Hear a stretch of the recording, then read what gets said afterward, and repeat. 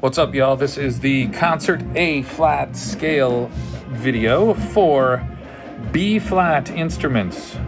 Those would be clarinet, bass clarinet, trumpet, and tenor sax. If you are not one of those instruments, you are watching the wrong video. Go away. Okay? If you are one of those instruments, let's do it.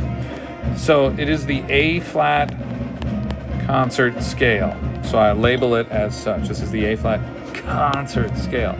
For you, though, that means you start on a different pitch because you are a transposing instrument. So I use this thing. This guy right here is called the circle of fourths to help me figure out my transposition. If I say A flat, first thing we're going to do is go down here. I find the A flat. That's the name of the scale. For you, though, I always go 2 clicks counterclockwise. So I'm going to go this direction.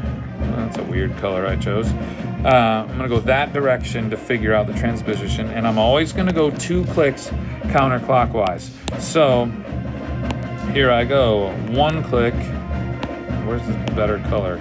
2 clicks right there. So my 2 counterclockwise clicks gives me to a B flat. Now I know the first note of my scale. So I can go down to these boxes at the bottom of the first page and write my first note. It is B flat because that's what it says up there. Now I have my first note. I'm gonna fill in all these other boxes with the letter names, and I'm gonna go in alphabetical order. B, then C, then D, E. I'm just going through the alphabet. There is no H, so when I get to H, I just start over at A, and I go until I get the note that I started with, B. Now, I've got letter names. Next step would be, are any of those flat or sharp? So for that, I go back up to my circle of fourths, and we'll go to red. So let's erase some of that. So this is your first note, B flat. At the top of the circle, right here where this says C, that is 0 flats and 0 sharps. As I go to the right, you can see this add flats thing. So I'm adding flats as I go there. This is 0 flats. This is 1 flat. This is 2 flats here. And that's all the further we need to go because that's the name of our scale. So I have 2 flats. How do I know which flats they are? This yellow highlight right here says order of flats down here below the circle of fourths.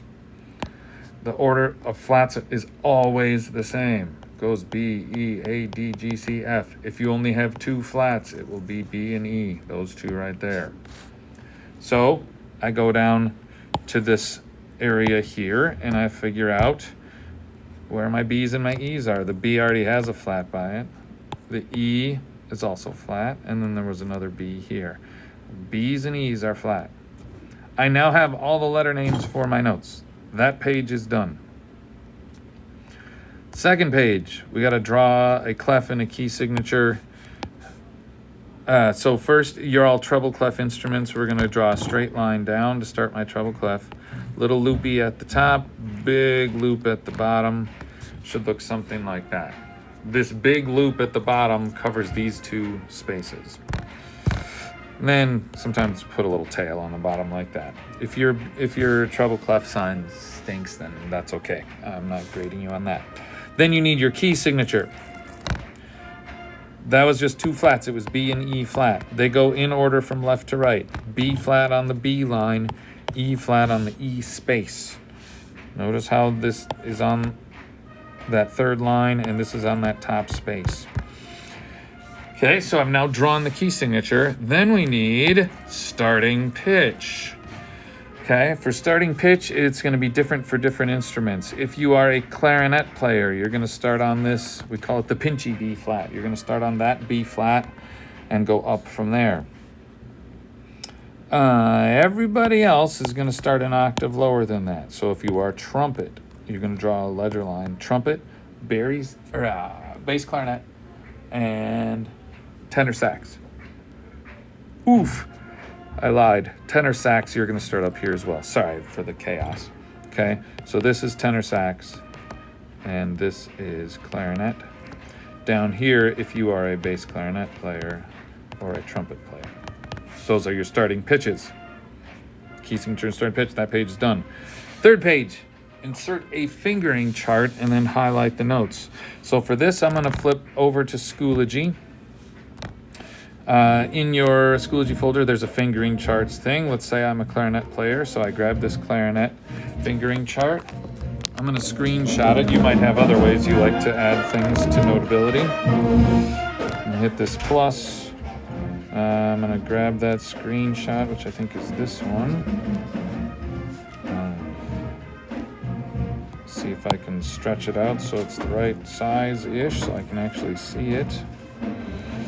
Okay, and then I'm going to grab a highlighter, and we said your first note was at third line B flat, so I have to scan down here and find a B flat. There it is right there. So that's my fingering for B flat. My second note was C, and we'll have to use that fingering.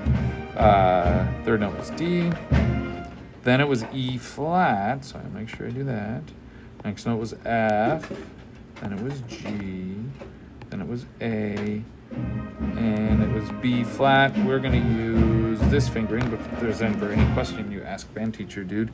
And if you didn't remember the letter names, you've got them right there on page 1. They're all sitting right there. So that's where I got the letter names. Punch them into my fingering chart with highlights. Now I know which notes they are. I've got fingerings for them, and I'm ready to rock. So at this point, you turn in this assignment because it's done. And then you use this document to help you figure out how to play the scale. We're done.